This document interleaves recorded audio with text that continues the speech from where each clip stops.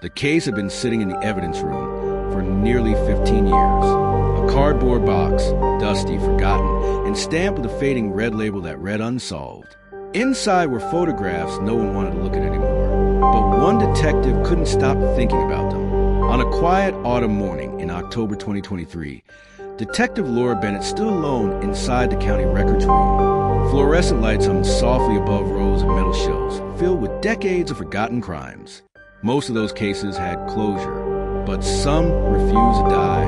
Laura held a thin folder in her. She came home, except one. On June 17, 2008, Emily left her house just after sunrise. She was wearing black running leggings, a gray hoodie, and white running shoes. She never came back. The first sign that something was wrong came when Emily's husband, Daniel Harper, called police that afternoon. His voice on the original 911 call was calm, almost too calm. "Hi, I think my wife might be missing," he said. He explained that Emily usually returned from a run by 7 a.m., but hours had passed with no sign of her. Detectives canvassed the park within hours. They found only one clue: Emily's phone. It was lying beside a gravel trail near the lake. Screen cracked, as if it had been dropped during a struggle, but there were no witnesses. No signs of blood, no footprints that could be identified, and the lake itself was searched extensively by divers. Nothing.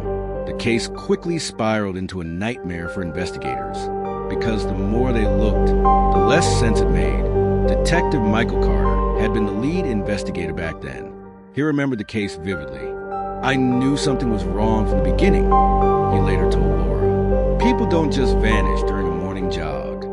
Michael had interviewed everyone close to Emily: friends, neighbors, co-workers, and of course, her husband, Daniel Harper. At the time, Daniel appeared devastated. He cooperated fully with police, answered every question, and even joined search parties looking for Emily. There was no evidence tying him to the disappearance. No motive, no witnesses, no forensic evidence. After 2 years of investigation, the case slowly went cold, and eventually it was shelved. But Detective Laura Bennett believed something had been missed. She had recently joined the Cold Case Division, and Emily's file caught her attention immediately, not because of what was inside, but because of what wasn't. Laura flipped through the old crime scene photos again. Emily's phone, the gravel trail, the quiet lake, then something else caught her eye. A photograph taken near the edge of the jogging path. At first glance, it looked unimportant, just a picture of the surrounding woods. But Laura leaned closer. There was something unusual, a tire mark, deep in the dirt beside the trail. It had been photographed but never analyzed. In 2008, investigators believed it belonged to a maintenance vehicle used by park workers, so they ignored it. But Laura noticed something strange. The tread pattern looked different, wider, heavier, more like the tires of a pickup truck. That alone might not have meant anything, but then she read something else in the file. One line in an interview transcript. A neighbor had mentioned seeing a dark pickup truck parked near the park entrance that morning. At the time, police couldn't identify the vehicle, so the lead went nowhere. But Laura felt something stirring, a quiet instinct detectives learn to trust. What if the truck had never been random?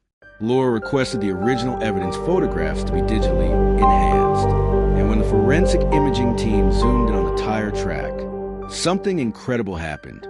A partial tread pattern became visible, enough to run through modern tire databases. Within hours, the system returned a match. The tread belonged to a specific tire model used primarily on Ford F-150 trucks manufactured between 2005 and 2009. Thousands of those vehicles existed. But Laura had a new question. Who near Emily owned one? She pulled up property records and cross-referenced vehicle registrations within a 1-mile radius of Lakewood Park in 2008. The list quickly narrowed. 5 vehicles. 4 of them had been previously cleared, but the 5th made Laura freeze. Owner, Daniel Harper. Emily's husband. The truck had never been mentioned in the original investigation. Not once. And when Laura checked deeper records, she found something even stranger. Daniel had sold the truck just 3 weeks after Emily disappeared. Why? Police had never asked, because they never knew existed. Laura sat back in her chair, heart racing. Had investigators missed the most obvious suspect all along, or was this just a coincidence? She needed more. Laura reopened Daniel Harper's interview transcripts, and suddenly, his words sounded different. I stayed home that morning. Daniel had said calmly, I didn't see her leave. But something didn't add up, because Emily's phone location data, primitive in 2008, but still useful, placed her last signal near the park entrance parking lot, not the jogging trail. That meant Emily may have never reached the trail at all. What if someone intercepted her? Someone waiting. Someone she trusted enough to approach. Someone with a truck. Laura felt a chill crawl down her spine. She requested permission to bring Daniel Harper in for a voluntary interview. 15 years had passed. If he was involved, he might believe he had gotten away with it. And that's when people make mistakes. Daniel arrived at the station 2 days later. He looked older, grayer, but strangely relaxed. Laura studied his face as he sat across from her. Why reopen this now? He asked casually. Technology, Laura replied. Daniel smiled faintly. You're not going to find anything new. Laura slid a photograph across the table. The tire mark. Then another, a picture of his old truck. Daniel's expression didn't change, but his fingers stopped moving. Just for a moment, a tiny hesitation, barely noticeable, except to Laura. You sold your truck 3 weeks after Emily disappeared, she said quietly. Why? Daniel shrugged. Didn't need it anymore. Laura leaned forward. And yet, witnesses saw a truck matching yours parked near the trail that morning. Daniel said nothing. The silence stretched across the interrogation room. Then he smiled again, a thin smile. You can't prove that. Laura held his gaze for several seconds. Then she said something Daniel clearly wasn't expecting. We didn't find Emily's body in 2008. Daniel's smile widened, but Laura continued, because we were searching the wrong place. Daniel's eyes flickered, just slightly. We recently discovered something, Laura said slowly, something buried. The room went completely still, because in that moment, for the first time in 15 years, Daniel Harper looked afraid. But what Detective Laura Bennett didn't yet know was that the discovery waiting to be uncovered would expose something far darker than a single murder.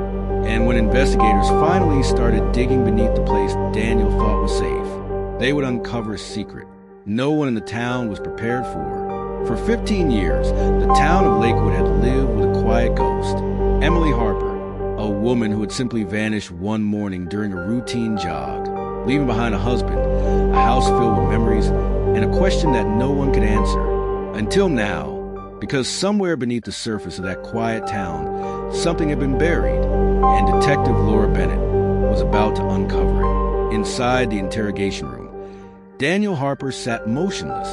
The confident smile he had worn minutes earlier was gone. Now his eyes moved slightly, searching Laura's face for something. A bluff, a mistake, anything. But Laura said nothing. Across the table, Detective Michael Carter watched silently as well. He had seen this moment before, the precise second when a suspect realized that the past had finally caught up with them. Daniel leaned back slowly. You're guessing, he said calmly. Laura slid another photograph across the table. This one wasn't from 2008. It had been taken 2 days ago. A patch of land behind an abandoned storage facility near Lakewood Park. Fresh yellow police tape, crime scene markers, and a deep rectangle of disturbed soil. Daniel's eyes dropped the photograph. For just a moment, his breathing changed. Construction crew found something while digging a new drainage line. Laura said quietly, human remains. Daniel's jaw tightened. Michael leaned forward. The soil sample matches the same clay residue found in the wheel wells of your truck when it was sold. The room fell silent again, but Daniel did something unexpected. He laughed, not loudly, not nervously, just a short, controlled chuckle. You really think you got something, don't you? Laura didn't react. Those remains could belong to anyone, Daniel continued. This town's been around 100 years. Laura nodded slowly. You're right. Then she placed one final photograph on the table. A close-up of something pulled from the dirt. A small metal pendant, shaped like a running shoe. Daniel's eyes froze, because it wasn't just any pendant. It was Emily's necklace. Her sister had described it in the original missing persons report. A custom charm Emily never took off during her morning runs. For the first time, Daniel looked shaken. But still, he said nothing. 3 days earlier, the discovery had started with pure coincidence. A city maintenance crew was digging a trench behind an abandoned storage complex less than half a mile from Lakewood Park. One of the workers noticed something unusual in the dirt, a piece of fabric, old, buried deep beneath compacted soil. At first, they assumed it was construction debris, until the shovel struck something solid, bone. Within hours, the area was sealed as a crime scene. Laura had arrived shortly after the call, and the moment she stepped onto the site, she felt it, that quiet, heavy feeling detectives sometimes get when standing over a truth long buried. Forensic teams worked carefully through the night. Layer by layer, the soil slowly gave up its secrets. First, fragment of clothing, black athletic leggings, then a cracked smartphone, the same phone recovered near the trail in 2008. Someone had planted it there later to mislead investigators. And finally, human remains. But something about the scene immediately disturbed Laura, because the burial wasn't rushed. It was deliberate, carefully planned.